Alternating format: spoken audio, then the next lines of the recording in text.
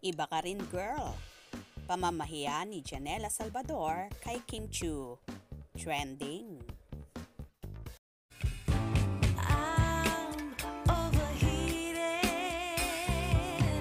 can hardly sleep at night, doing crazy dreaming, you're the reason why, hiding by the baby.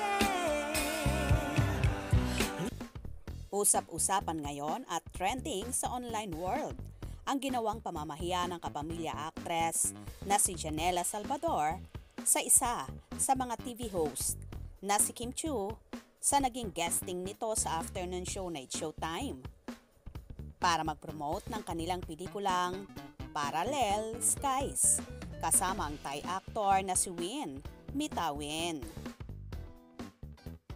Dito nga ay nag-request si Kimi kay Janela na magsampol ng kanta dahil alam naman ng lahat na magaling na singer ang actress.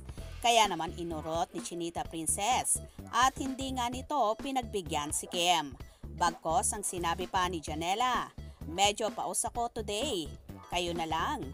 Kung saan, live na pinahiya at todo si Kimi sa pagkakataong ito. Medyo paos ako today. Kayo na lang. Sa susunod, makikita yung promise. Agad-agad namang niresbakan ni Meme Vice Ganda at pinatamaan si Janela kung saan isang contestant ng segment na especially for you ay nagngangalang Paulo. Dito nga ay hinirita na kumanta ang contestant at hindi rin pinaunlaka ni Paulo. Kaya nagparinig si Vice Ganda na, paos ako today, kayo na lang. Tila sa pagkakataong yon ay pinasaringan nga ni Vice Ganda si Janela at hindi nagustuhan ang pamamahiyang ginawa sa isa sa kanyang paborito at mahal na si Kim Chiu. Nakakaloka naman talaga ang ginawang yon ni Janela na akala mo ay kung sino. Kahit naman siguro paus siya, pwede niyang pagbigyan ang request ni Kim, lalo pat andun sila para mag-promote ng kanilang pelikula.